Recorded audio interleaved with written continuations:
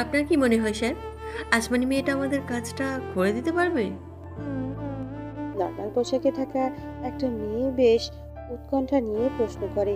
সামনে বসে থাকা টুপিওয়ালা লোককে সিগারেট টান দিয়ে সামনে লোকটা বলে, নিশ্চয়ই পারবে, ওই মেয়েই পারবে। তুমি ওর চোখ দেখছো, পুরাই আগুন, প্রতিশোধের নেশায় জ্বলছে। সেটাই তো চিন্তা স্যার, ও তোর নিজের প্রতিশোধের চিন্তায় আছে, আমাদের কাজ কিভাবে করবে? আর ও তো সম্পূর্ণ নতুন, তেমন পূর্ব অভিজ্ঞতাও নেই। আমাদের সাথে দু একটা কাজ করেছে, তাও ব্যাকআপ হিসেবে। স্বর্ণকার কি কখনো খাঁটি সোনা চিনতে ভুল করে? মেয়ে করে না, আমিও করিনি। আমি জানিও পারবে, পারতেই হবে ওকে।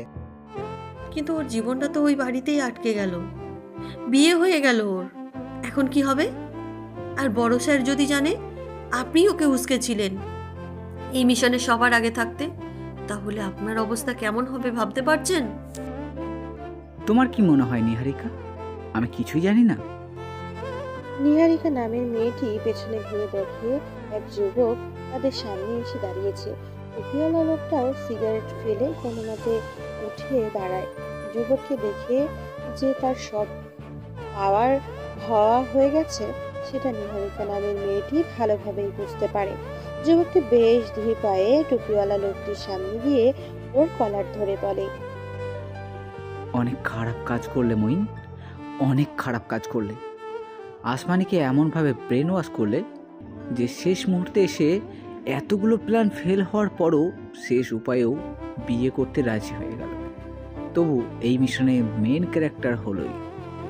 আমি যদি শেষে দেখি সব কিছুই ভুল, এমনকি তোমার সন্দেহ প্রমাণও, খোদার কসম তোকে খুন করতে আমার হাত একবার কাঁপবে না। যুবকটি লোকটির কলার ছেড়ে দিয়ে চলে যাওয়ার আগে শেষ একবার বলে, তুমি জানতে না মইন, আমি আসমানিকে ভালোবাসি। তারপরও তুমি কিভাবে এমন একটা কাজে ওকে পাঠাতে পারলে? যুবকটি চলে গেলে মাইন নামের টুপিওয়ালা লোকটির ভীষণ বলতে ইচ্ছে করলো। আপনি কি জানেন না স্যার, এখানে আবেগ ভালোবাসার কোনো স্থান নেই। এখানে আসা আমরা বেশিরভাগ মানুষই যাযাবর, বাবা মা আর পরিবারহীন। আমাদের কারোই হারানোর কিছুই নেই। আর বাদ বাকি যারা আছে তারা তো কাজ করে পেটের দায়ে। হ্যালো বন্ধুরা, যদি আপনারা আমাদের চ্যানেলে নতুন হয়ে থাকেন, ভিডিওর নিচে থাকা সাবস্ক্রাইব অপশানটায় ক্লিক করে আমাদের চ্যানেলটিকে সাবস্ক্রাইব করে পাশে থাকা বেল আইকনটা অল করে দেবেন পরবর্তী পর্বগুলো দেখার জন্য। ধন্যবাদ। আপনি কি সত্যি ডিভোর্স চাইছেন আপু? রোজিনা উদাস হয়ে বলে, যেখানে আমার কোনো মূল্যই থাকবে না সেখানে থেকে আমি কি করব? তাই তাদেরকে মুক্তি দিয়ে চলে আসছি। উনি এত সহজে মেনে নিল? রোজিনা আসমানির দিকে তাকিয়ে বলে, উনি মানে কে আসমানি? আমার স্বামীর কথা বলছো? আসমানি মাথা নাড়ায়। রোজিনা বলে, মেনে নিতে চাইনি, কিন্তু আমার কাছ থেকে দূরে চলে যাওয়াই ওনার উচিত। আমি কি সেটা দিতে পারবো যেটা উনি চাই? আপনার জায়গায় ওনার সমস্যা থাকলে কি করতেন আপু? আমিও ওনার মতোই কাজ করতাম। কেন বলো তো আসমানি? কেন? কারণ আমি যে আমার বাবার মেয়ে। আমার শরীরে তো আমার বাবারই রক্ত বইছে। আমার বাবার মেয়ে থাকা সত্ত্বেও একটা ছেলের আশায় আমার মায়ের সাথে দুর্ব্যবহার করেছে। আর আমি যদি সন্তানের মা হতে পারতাম তাহলে কত বছর আগেই চলে আসতাম। রোজিনার চোখে পানি চলে আসে। আসমানি বুঝতে পারে সে অভিমান থেকে এই কথাগুলো বলছে। আপনি কি তাকে অভিশাপ দিচ্ছেন আপু? রোজিনা হঠাৎ কঠোর হয়ে বলে, তুমি কি জানো তুমি কার ব্যাপারে কথা বলছো? তুমি যাকে নিয়ে কথা বলছো সে এখনও পর্যন্ত আমার স্বামী। আমি তার সঙ্গে 7 বছর যাবৎ সংসার করছি। আজ পর্যন্ত সে আমার সাথে একটু উচ্চস্বরেও কথা বলেনি। আমি মা হতে পারবো না জেনেও 5 বছর আমার সাথে সংসার করে যাচ্ছে। আর মা, খালা, ফুফু তাকে বিয়ে করার জন্য হাজারো বুঝিয়েছে। তাদের বাড়িতে তার সামনে কত মেয়েকে এনে দেখানোর চেষ্টা করেছে, সে ঘুরেও তাদের দেখেনি। তোমার কোনো ধারণা নেই এই 5 বছরে সে আমাকে কোথায় কোথায় নিয়ে গেছে চিকিৎসার জন্য। তার পরিবারের রোশনল থেকে আমাকে কিভাবে বাঁচিয়েছে। কিন্তু এখন সে অপারগ। তার মা মৃত্যুশয্যায়। শেষ ইচ্ছে হিসেবে সে তার কাছে সেটাই চেয়েছে, যেটা এতদিন এত চেষ্টা করেও তারা করতে পারেনি। বুঝলে আমাদের কাহিনী? আসমানি মাথা নিচু করে থাকে, খুব ধীরে ধীরে বলে। আপনি তাকে ভালোবাসেন না? কষ্ট হচ্ছে না আপনার?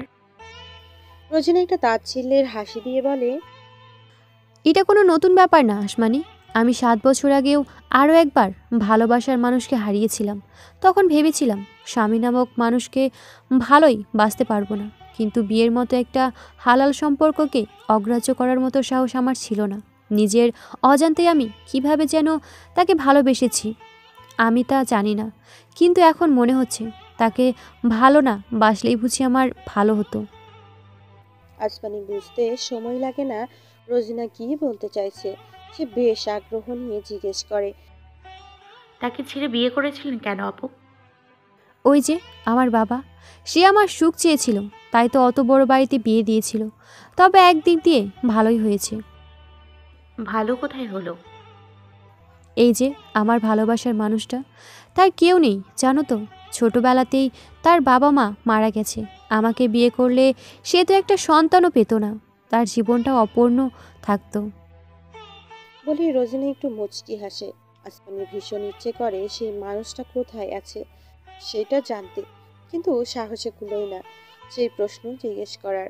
রোজিনা বলে, শোনো আসমানি, জীবনে সুখী থাকতে গেলে বেশি কিছু লাগে না।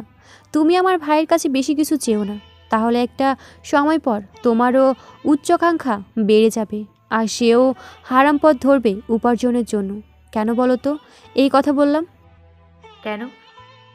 আমার আমার বাবাকে দেখো না, নাহিদের শরীরেও তো আমাদের বংশের রক্ত বইছে। কোনোভাবে যদি চাচার ব্যবহার পেয়ে বসে। রোজিনা কথাগুলো বলে এমনভাবে হাসতে থাকে যেন সে খুব মজার কথা বলেছে। আসমানি বুঝে উঠতে পারে না সে কি বলবে। রাত পোহালেই যে মেয়েটার ডিভোর্স হবে, সেই মেয়ের মুখে কি এমন হাসি মানায়? আসমানি, তোমার শ্বশুর আসছে মা, চলো আমাদের যেতে হবে। যাচ্ছি আম্মা। শাহেদা বেগমের এই বাসায় আসতে মোটেও ভালো লাগে না। সারা জীবন টিনের ঘরে থাকা মানুষটা এই বাসায় এসে মোটেও স্বাচ্ছন্দ্য বোধ করে না। তার যা মানুষটা খারাপ না, কিন্তু ভাসুর মানুষটা বড্ড বেশি লোক দেখানো স্বভাবের। তার কি আছে সেটা মানুষকে দেখানোই তার স্বভাব। বিয়ের প্রথম দিকে তার ভাসুরের কথাগুলো শুনে তার নিজের সংসারে বেশ অশান্তি হতো। সে তার স্বামীকে এটা সেটা বলে বিরক্ত করত। এটা নিয়ে সেটা নিয়ে, এটা লাগবে ওটা লাগবে বলে ঝগড়া করত। এরপর রোজিনা আর নাহিদ হলো।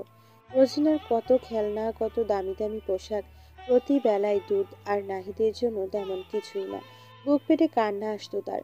স্বামীর ব্যর্থতার জন্য যেমন খারাপ লাগতো, তেমনি নিজেদের মন্দ ভাগের জন্য কষ্ট পেত।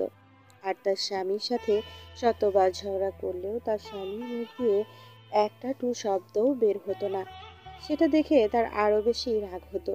কিন্তু একদিন যখন রোজিনা মায়ের থেকে একটু দুধ নেওয়ার জন্য ওদের ঘরের কাছে যাচ্ছিল, ভেতরে থেকে ভাসুরের চিৎকার আর রোজিনার মায়ের নীরব আর্তনাদ। রোজিনার বাবা শ্রাব্য অশ্রাব্য অনেক ভাষাতেই গালিগালাজ করছিল, আর মাঝে মাঝে প্রহারও করছিল। ভেতরে থেকে ভেসে আসছিল রোজিনার কান্না। তখন একদিকে যেমন রোজিনার মায়ের জন্য কষ্ট হচ্ছিল, তেমনি নিজের সুখের জন্য ভালোও লেগেছিল।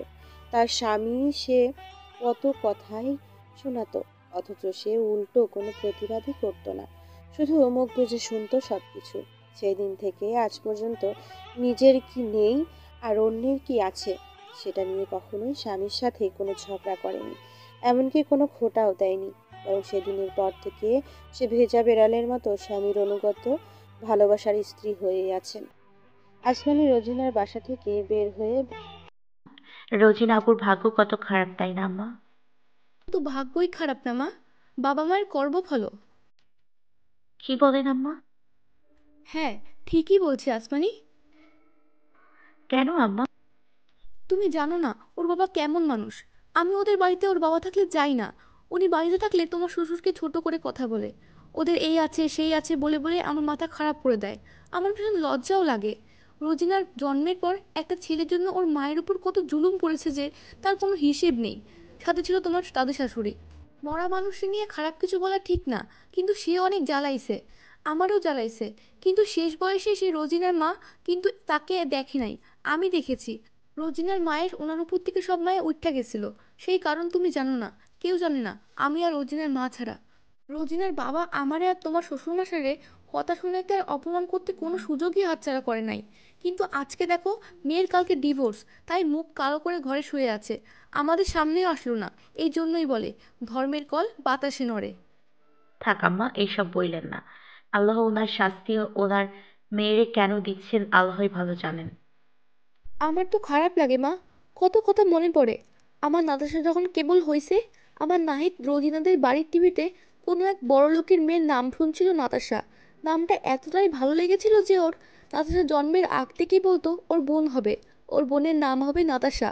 জন্মের পর ওর নাম নাতাশা রাখলে তোমার চাচা শ্বশুর আমাদের কত কি বলেছে নাম রাখার কাহিনী শুনে, সেটা আমি তোমাকে বলতে পারবো না। আমি আতুর ঘরে বসে শুধু আল্লাহকে বলেছি, আল্লাহ যেন আমার মেয়েকে বড় ঘরে বিয়ে দেয়, যেন টিভির ওই মেয়ের বাবার চাইতেও আমার নাতাশা অনেক বড় ঘরের বউ হতে পারে। আমাদের তো অত সামর্থ্য নেই যে সে বড় ঘরের মেয়ে হবে। কথাগুলো বলে হুট করেই কাঁদতে থাকে শাহেদা বেগম। আসমানি তাকে সান্ত্বনা দিয়ে বলে, পুরনো কথা মনে রাখবেন না আম্মা, চলেন আম্মা, সামনের দোকান থেকে পান কিনে নিয়ে যাই আপনার জন্য। পান তো শেষ হয়ে গেছে।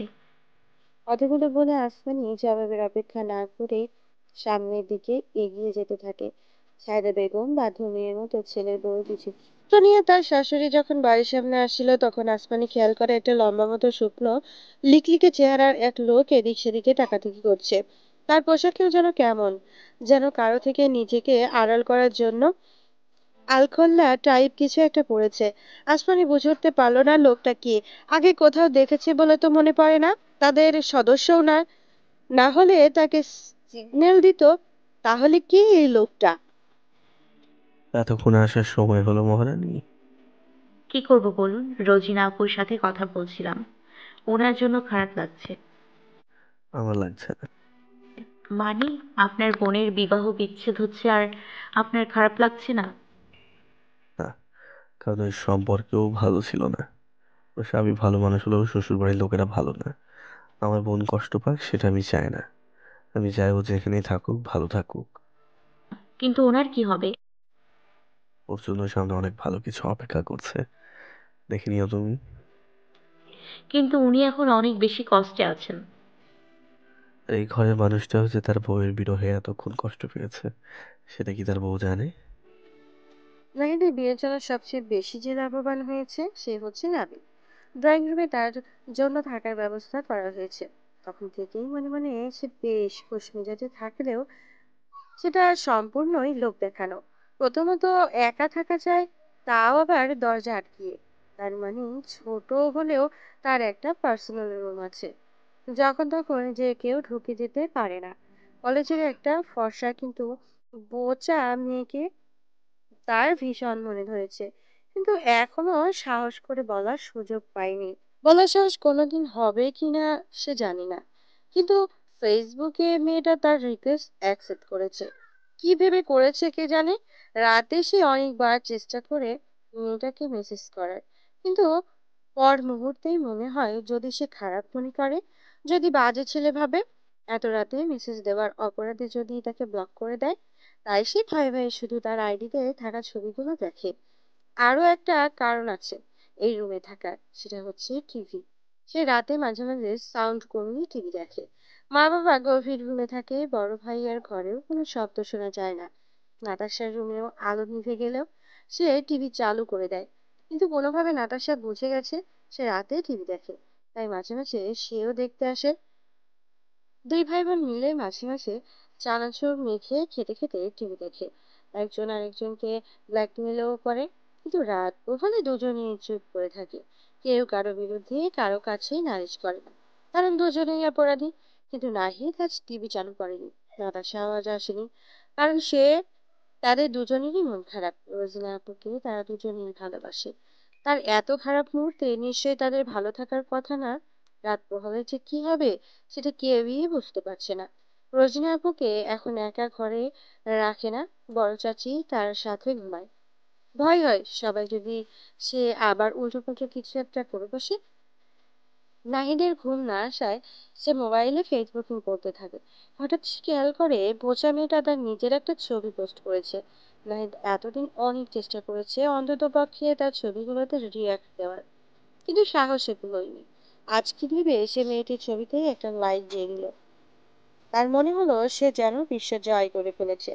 একটা কমেন্ট করলে হয়তো আরো ভালো হতো, কিন্তু তারও তো সাহস নেই। সেই মেয়েটি আইডিতে ঘোরাঘুরি করছিল। হঠাৎ মেসেঞ্জারে টুংটাং শব্দ করে একটা মেসেজ আসে। সে চেক করে দেখে মেয়েটি তাকে মেসেজ দিয়েছে। মেয়েটি মেসেজ পেয়ে তার তো রীতিমতো হাত কাঁপাকাঁপির অবস্থা। কিন্তু মেসেজটি ভালোভাবে লক্ষ্য করলে সে পুরোপুরি দমে যায়, কারণ মেয়েটি লিখেছে, হ্যালো গাইস, ভিডিওটি ভালো লাগলে একটু লাইক করে দিও আর অবশ্যই কমেন্ট করে জানাও ভিডিওটি তোমাদের কেমন লেগেছে।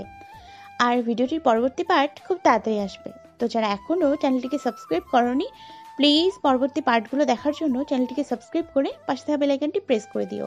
ধন্যবাদ সবাইকে, আমাদের সাথেই থেকো।